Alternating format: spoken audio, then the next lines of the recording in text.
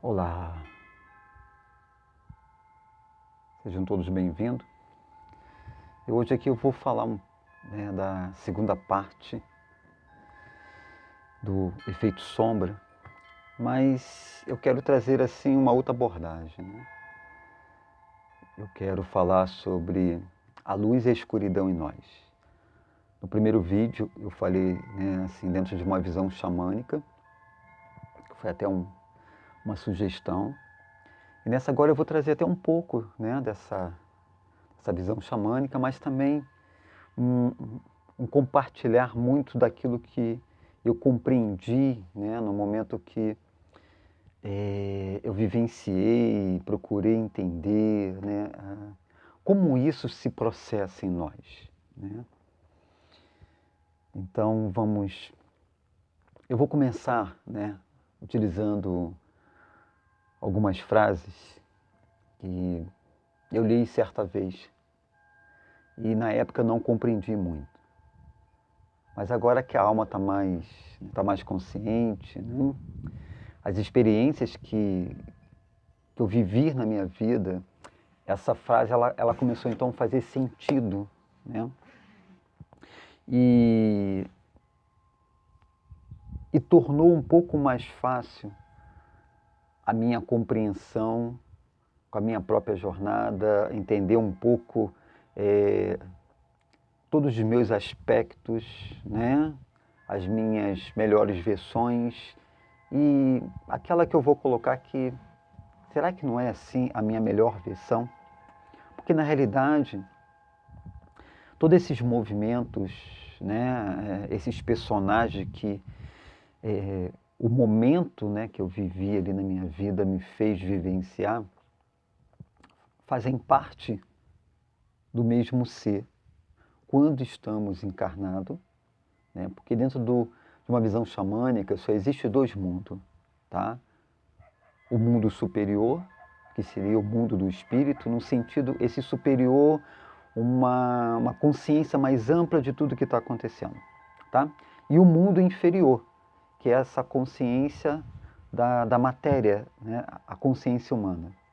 Então existe muito comportamento e atitudes que ela é da consciência humana. Então, fica muito vinculado à minha pior versão, à minha ignorância, no sentido de eu não estar consciente que tudo que eu estou vivenciando aqui é uma grande experiência, né? Não é a experiência da alma propriamente dita, mas é a experiência dessa lei humana, né? Então, será que foram erros? Será que essas atitudes baseadas numa inconsciência, ela estaria errada? Acredito que dependendo do que foi feito e das suas atitudes, pode ter um peso kármico, né? Mas olhando dentro de um processo de despertar, de aprimoramento, esses movimentos que a gente vivencia de uma forma muito inconsciente, eu não vejo muito como um erro num peso de gerar um karma. Até porque eu não estava consciente. Eu acredito que assim, o karma ele é gerado, né, quando essa ação é praticada e você já conhece as leis, você sabe do peso disso tudo, né? Eu entendo assim, quando uma criança, ela chega para uma pessoa e diz, não vou te abraçar porque eu não quero, ela está usando toda a pureza dela. Então ela está sendo sincero naquele momento. Ela ainda não aprendeu o jogo da manipulação. Eu vou abraçar o meu tio porque ele me dá bala. E se eu não fizer isso, eu não vou ganhar bala. No momento que ela tem essa construção, isso já é das nossas sombras, isso já é a nossa pior versão, e ela está consciente do jogo, porque ela está, então, manipulando uma situação para ela ser favorável. Aí isso tem um peso, porque ela está consciente. Mas no momento que ela olha e diz, não, que ela ouviu o coração dela e não teve um julgamento, ela apenas sentiu. E não passou pela mente dela, bem, se eu fizer isso, o que ele vai achar? O que as pessoas vão achar? Então, quando não há esse diálogo interno, né, e você pratica a ação para se favorecer, eu acredito que aí você gera um karma, né? Porque você em algum momento vai vivenciar uma situação parecida com essa, para você entender que esse movimento não é um movimento muito agradável.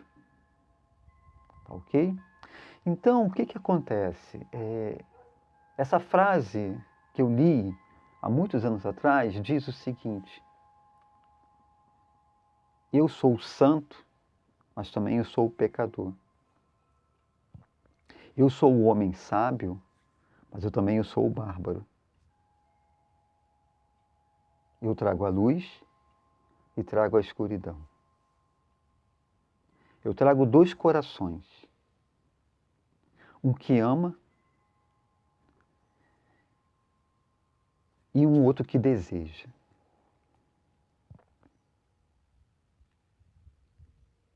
A prostituta e a santa vivem no mesmo ser. A mulher sagrada e a feiticeira vivem no mesmo ser. A paz e a guerra vivem no mesmo ser.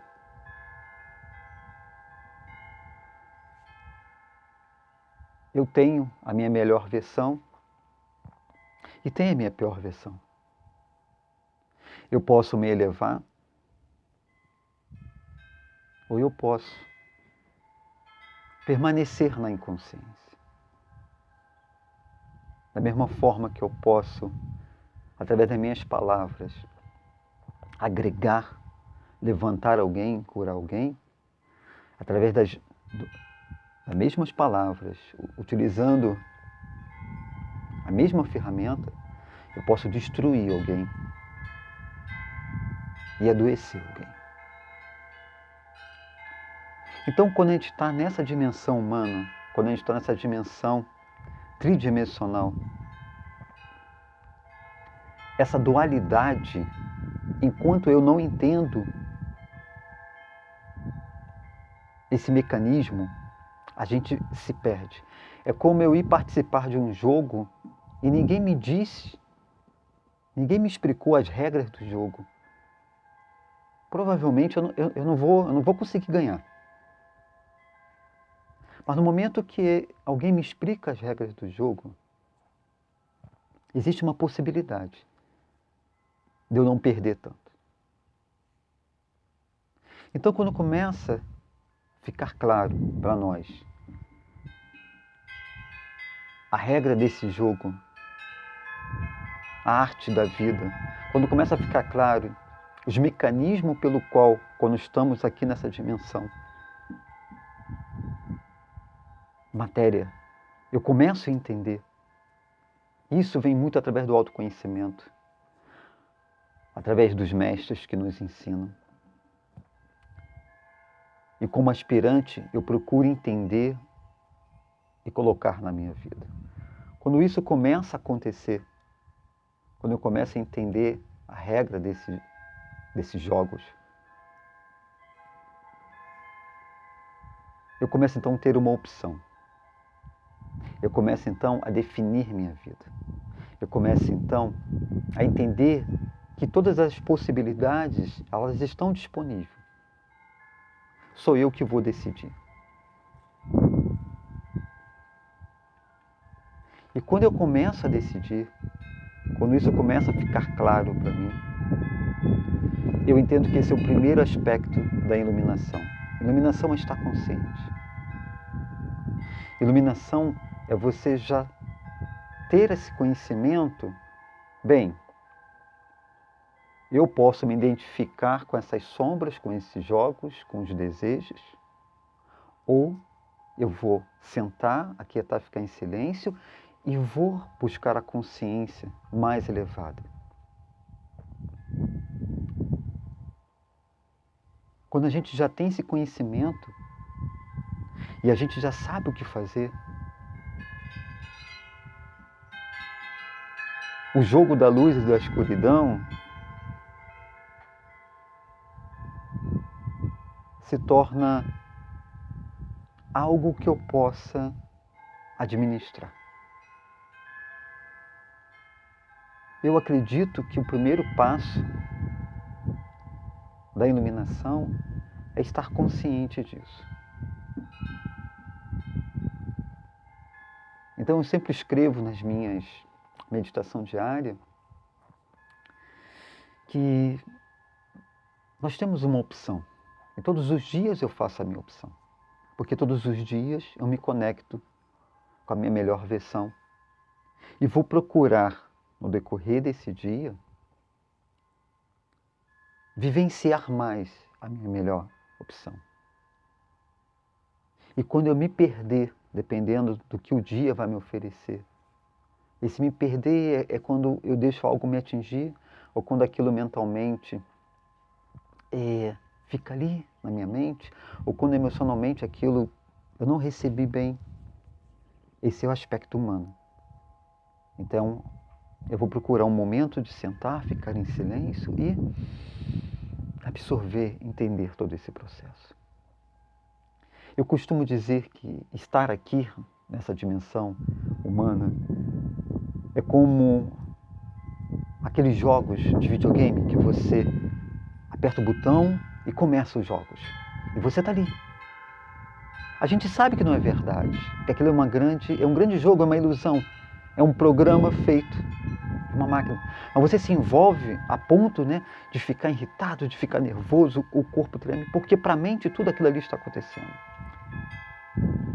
E vai ter um momento que o jogo vai acabar e eu vou desligar o botão e a tela. Eu sei que tudo aquilo ali foi uma grande imaginação, é como Maia. Mas as experiências que eu vivenciei jogando aquele jogo, isso sim eu levo. Isso sim é a nossa riqueza, para quando eu for jogar um outro jogo, que possa se chamar reencarnação, eu já tenho uma experiência, porque eu já joguei esse jogo, e as experiências estão em mim. Essas são experiências que Atma, o divino que está em nós, está sempre acumulando em cada encarnação, em cada vida. Então, a luz e a escuridão, o poder da sombra,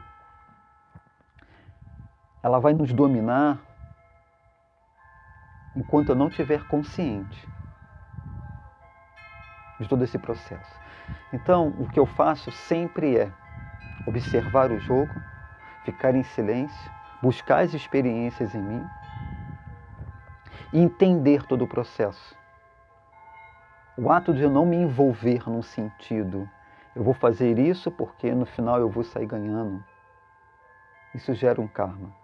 Mas eu vou fazer isso porque nesse momento é o que eu senti fazer. Isso gera uma ação.